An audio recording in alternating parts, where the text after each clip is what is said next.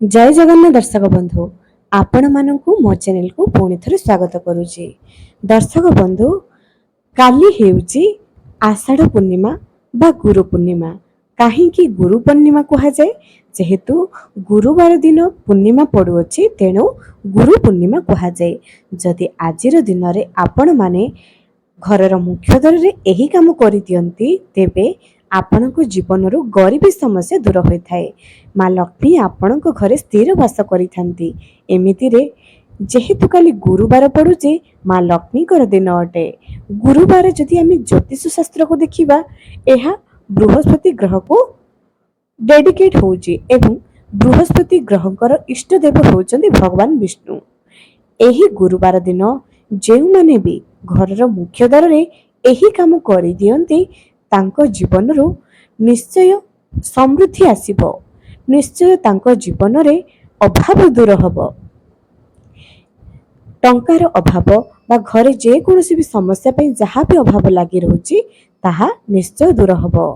निजर जातकरे बा निजर घरे लक्ष्मी नारायण को प्रसन्न करिवार काली हेउची एक बढ़िया दिन अछि। सुवर्ण सुजोग कहिले सरी हेब नाही। तेणु कालीर दिन रे आपण माने एही दुईटी काम निजर घरे मुख्य द्वार रे निश्चय करि दियंतु। जे कोनोसी भी व्यक्ति एही वीडियो देखुचंती निश्चय करि दियंतु एवं एहा आपणको जीवन रे लाभ होउची कि नाही निश्चय कहिबे।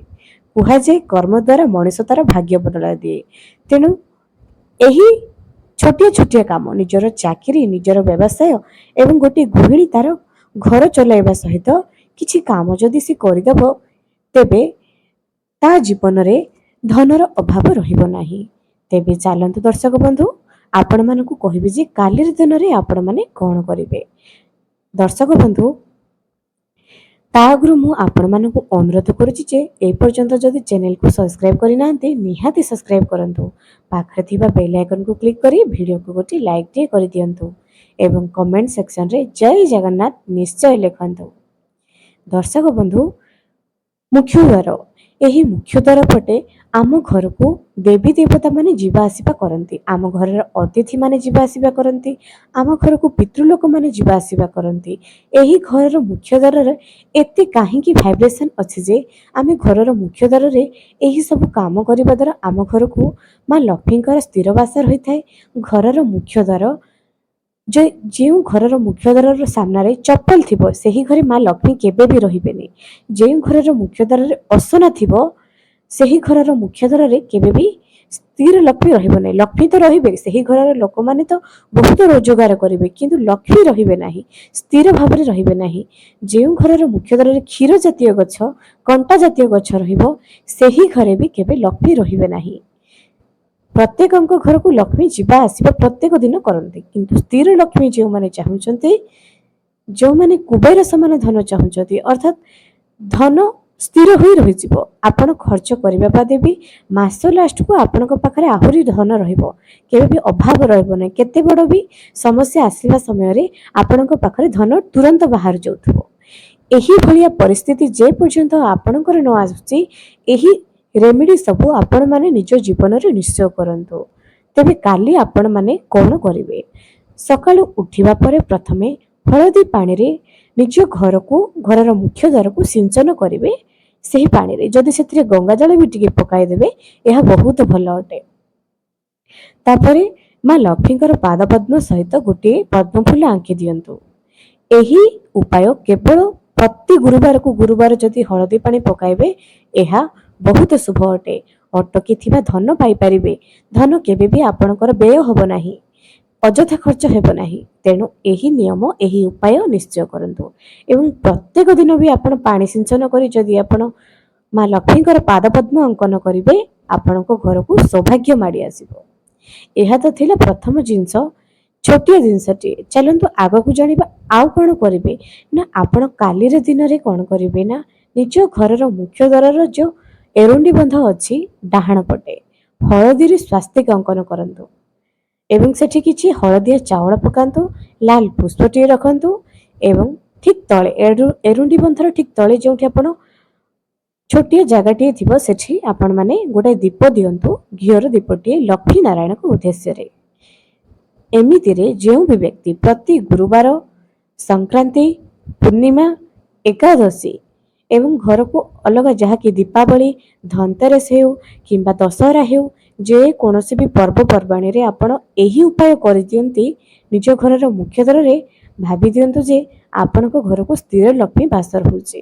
ଯଦି ଆପଣଙ୍କର ଘରେ ସରକାରୀ ଚାକିରି ପାଇଁ ଆପଣମାନେ ଚାହୁଁଛନ୍ତି, ଯଦି ଚାକିରି ସମସ୍ୟା ଲାଗି ରହୁଛି, ନିଜ ଘରର ଛୁଆମାନେ ଅଳ୍ପ ପାଠ ପଢ଼ି ରହିଯାଉଛନ୍ତି, ପରୀକ୍ଷାରେ ଉତ୍ତୀର୍ଣ୍ଣ ହୋଇପାରୁନାହାନ୍ତି, ହଳଦୀ ପାଣିରେ ଗଙ୍ଗା ଜଳ ପକାଇ ଘରର ଚାରିପଟେ ସିଞ୍ଚନ କରନ୍ତୁ ପ୍ରତ୍ୟେକ ଦିନ ଏବଂ ନିଜେ ହଳଦୀ ପାଣିରେ ସ୍ନାନ କରନ୍ତୁ। ଏବଂ ଯେହେତୁ କାଲି ପୂର୍ଣ୍ଣିମା ଅଛି, ଆପଣମାନେ ହଳଦୀ ପାଣିରେ ନିଜେ ବି ଗାଧୋନ୍ତୁ ସକାଳ ସମୟରେ। ତାପରେ ଆପଣମାନେ କ'ଣ କରିବେ, ଗୋଟାଏ ଶୁଦ୍ଧ ଘିଅର ଦୀପ ନେବେ, 2ଟି ଲବଙ୍ଗ ପକାଇ କରି ନିଜ ଘରର ଠାକୁର ଘରରେ ଆପଣମାନେ ଜାଳିବେ।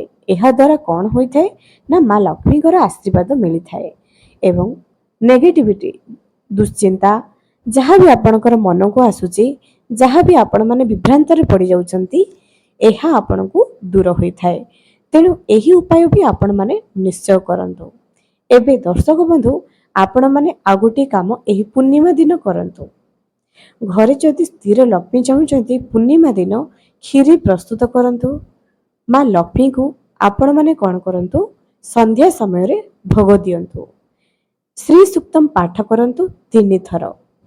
କନକଧାରା ସ୍ତୋତ୍ରମ୍ ପାଠ କରନ୍ତୁ 3 ଥର ପୂର୍ଣ୍ଣିମାକୁ ପୂର୍ଣ୍ଣିମା ଲକ୍ଷ୍ମୀ ନାରାୟଣଙ୍କ ପାଖରେ। ତା ସହିତ ଓସ୍ତ ଗଛର ପୂଜା କରନ୍ତୁ। ଓସ୍ତ ଗଛ ମୂଳକୁ ଯିବେ, ତମ୍ବା ଢାଳରେ କିଛି ଗୁଡ଼, କିଛି ହଳଦୀ ପକାଇ ଅର୍ପଣ କରିବେ ଲକ୍ଷ୍ମୀ ନାରାୟଣଙ୍କ ଉଦ୍ଦେଶ୍ୟରେ। ଓମ୍ ଲକ୍ଷ୍ମୀ ନାରାୟଣ ନମଃ କହି 11 ଥର ଢାଳି ଦେବେ।